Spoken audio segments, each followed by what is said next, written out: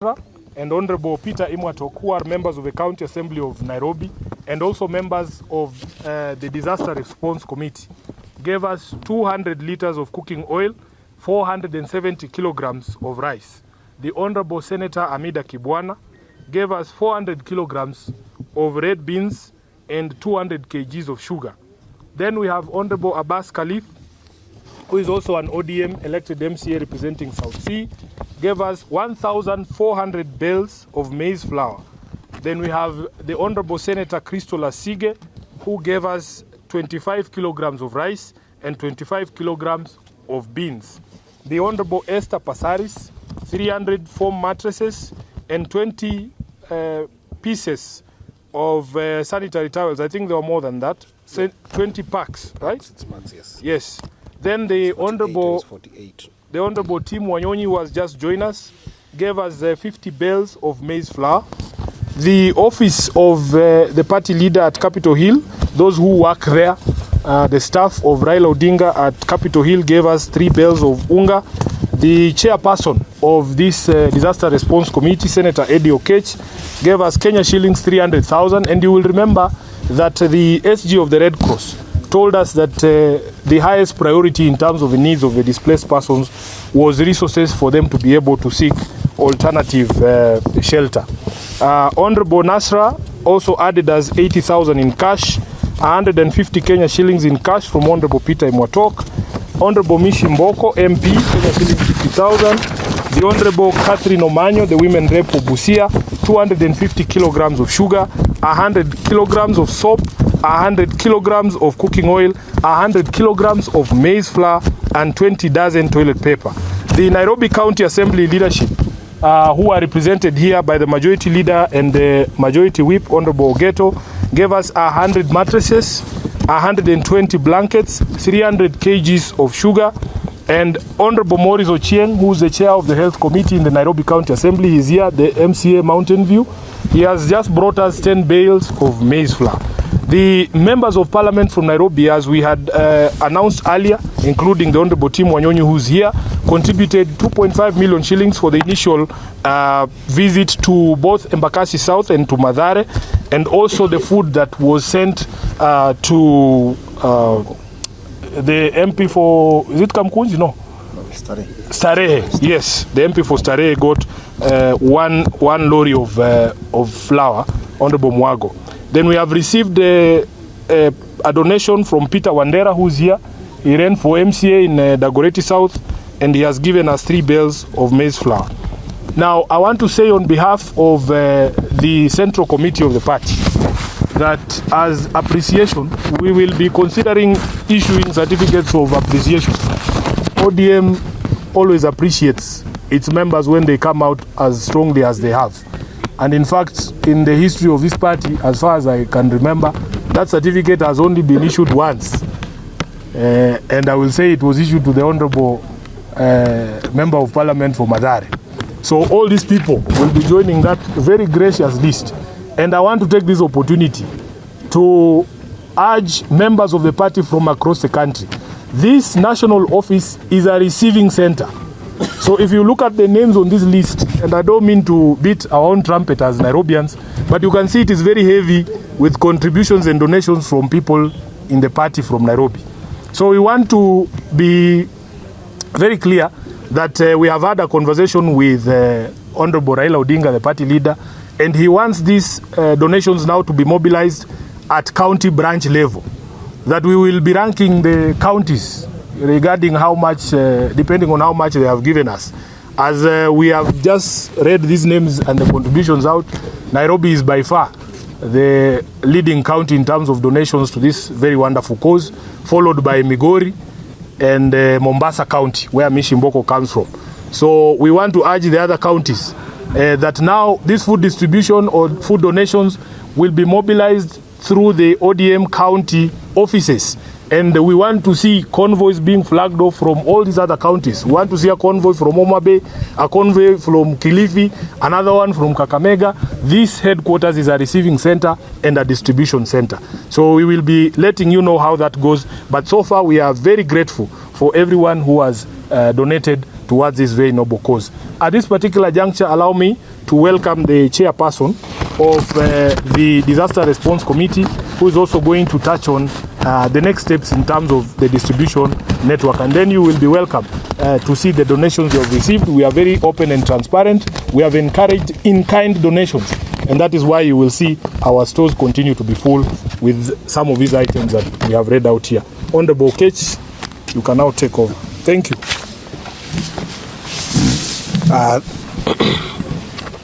Thank you, SG, for that good recap of everything that we have done so far. I think that mine first and foremost would be to say thank you to number one, the committee for the commitment that they will continue to show, as well as the Kenya Red Cross for the partnership that we have continued to have in terms of just handling this logistics. SG, you'll realize that the hardest part of this work is not actually to receive the donations, because that is an easy part. We have had amazing ODM members in terms of youth and women who have actually been able to volunteer in this center to be able to help us receive and pack and package all the donations that we'll be able to receive. And I also want to thank them so much. The gentlemen you are seeing here, the young people you are seeing here, the women you are seeing here have been helping us in terms of managing our stores here. But the hardest part has been logistical challenges to go to the grassroots. And that's where Kenya Red Cross has really been able to help us, as well as the committee, to be able to figure out that.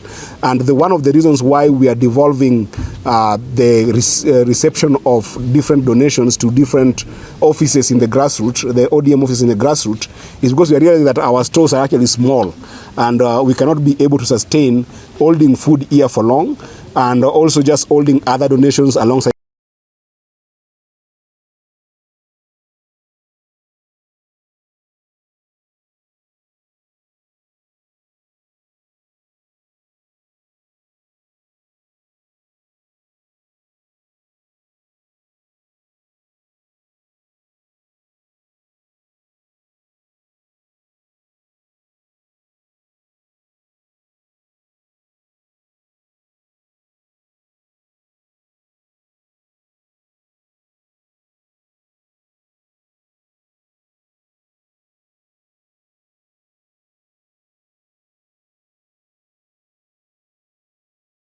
To look at things like blankets, which we have started receiving very many blankets right now, especially from Team Nairobi. I want to thank them so much.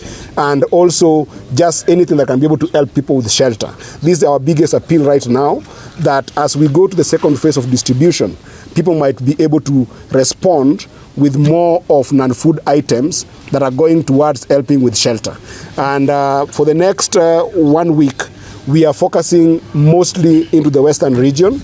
We have very major requests from Nakuru, and we are looking at the logistics of going to Nakuru and looking at being able to respond to our people in Nakuru. But then we also have a solid focus on Teso that we are looking at going to as the next destination of distribution. Then we are going to Budalangi, and then we'll finish with the Nyando. And that is because one of the MPs of Nyando won't be there in the weekend when we are trying to look at the areas to go to. But then from next week, we'll be going to Nyando. So those are the 4 destination areas that we are going to look at in the next distribution. But as I said, we welcome people to bring anything that they can be able to bring here. But we have also officially devolved the reception of these donations and any kind of intervention materials to our ODM county offices.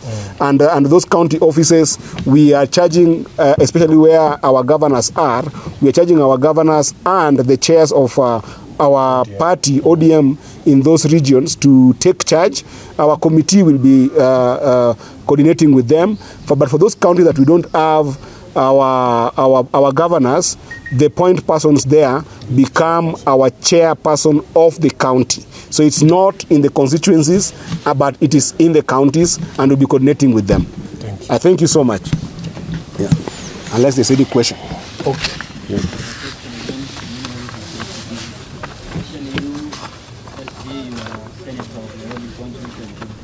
The most affected by the flood. Number one, I asked how you as an oversight leader here are working to maybe curtail such future events from happening here in Nairobi. And number two, maybe your opinion regarding the ongoing the demolition in Nairobi, especially the riparian land that has been intercepted by the government. By the way, before the SG comes in, it is important that we put it out there that our impact so far has been to 6,000 families. I think that is very important because we have done Nairobi and we have done Mavoko as well. And the distribution that we have had so far is up to 6,000 people. But I'll let SG respond to the question that has been asked. Okay, thank you very much. The first question is how we prevent this from happening in future.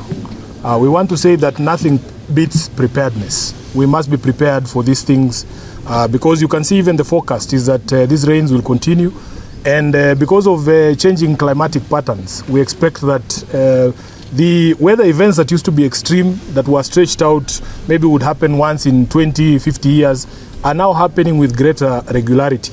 So as the management of a city, and not just Nairobi, all across the country, there has to be now factored in the fact of climate change and unusual weather patterns and unusual rains, so that you prepare the people for such events. Number two, in terms of settlements along the riparian areas, the people of Nairobi are very cooperative. In fact, nobody wants to stay in the way or in a place that is dangerous to them. They are pushed mostly by the poverty levels and the economic situation that our people find themselves in. So there has been great cooperation. Initially, we were told that the riparian area would be cleared up to 15 meters of the high water line. But unfortunately, we have seen demolitions that are being carried out up to 30, 35 meters from the high water line. So what is happening is that there are some crooked elements within Nairobi and within the state that have taken advantage of this disaster to now settle scores. I've seen people demolishing schools that are nowhere near riparian areas. So we want the government, first of all, to tell us with certainty what is the distance that Nairobians must keep from the high water line. Is it 15? Is it 30? Is it 35? So that people do not, or crooked elements do not take advantage of that. And we want to condemn in the strongest terms possible all of those who are taking advantage of this to essentially perpetuate a land grab in Nairobi. And because riparian areas are under the management of the county government, these are answers we will be demanding from Sakaja himself. So as your senator, that is exactly what I'm going to do. Immediately he's back from the US. I know he's in the US with the president.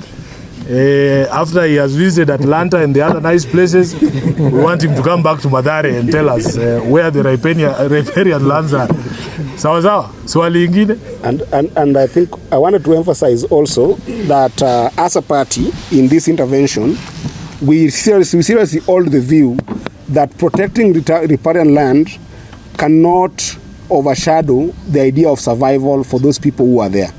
If we are going to do demolitions, we hold the view that at least the government must clearly be able to develop alternative temporary shelter for those people who are affected, so that before you actually demolish, you can be able to, first of all, be able to accommodate them in a temporary structure. And even if there is cash for shelter, the way the government had said, let it be realistic, because even the 10,000 that is being said is not sufficient. And this is not according to us. This is according to experts, including Red Cross, that have actually diagnosed this problem and said that it's not sufficient to give families that are staying in Nairobi 10,000. We need to give them, actually, at the very least, 20,000 and above. So the alternative shelter is what we are advocating for before you actually be able to demolish anything. Yeah, I think one of the last things to say about that is that you can see here the leadership of Nairobi.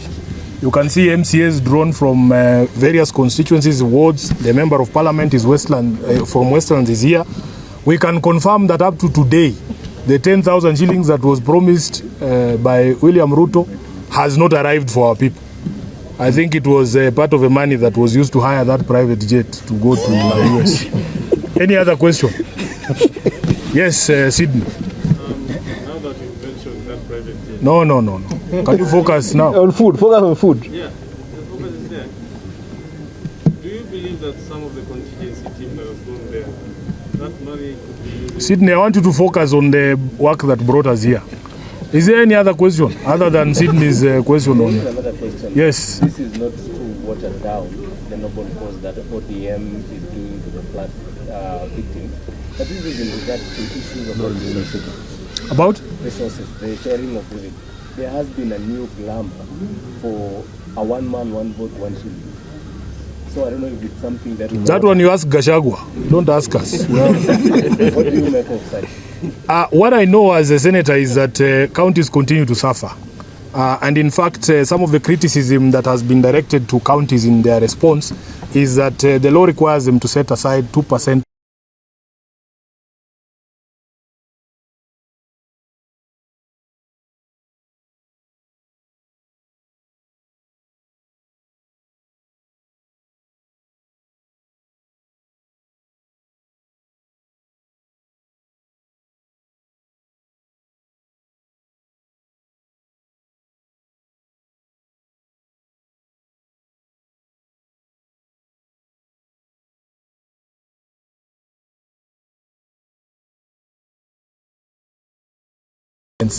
Cannot be compared to the national government, just like you cannot compare the equitable shares of the national and the county governments. The responsibility is greater on the person with greater resources. So our expectation is the national government. Would you believe it? I was seeing reports that there are people still who are have not been helped in any way in the disaster in Mai Mai. Up to today, even after the president himself visited there, even after the deputy president went there with that formula you were telling us about, nothing has happened. So we want to urge national government, first of all, come through on the promises you made publicly. Again, even when it came to compensation of the Mradi fire disaster victims, the money that Gachagua promised has never gotten to Mradi people. So we want to say that you cannot be dishonest even when it comes to disaster. You have to be at some point, surely, feel some humanity and say, we are liars, yes, but when it comes to helping people, we are going to be truthful men. I thank you. Food is coming. Asante sana. We have got some donations you can take there that have got us. Watapiga. Yeah. Tumemaliza maswali, si ndio? Asanteni sana. Sasa hii imeingia ni ya Imwatok. Yes. Majority leader. Asante sana. Thank you very much. Sindokwambia hiyo iko sawa. Sawa kabisa. Wanaenda flat ya Karanda Soweto. Huyo ongea na huyo. Tanaanza kutugatua watu wa stores. Ndio wa stores. Ndiye kama huyo huyo liko Jakaranda Soweto. Kama najima andamana sana. Ndio hinyore. Okay.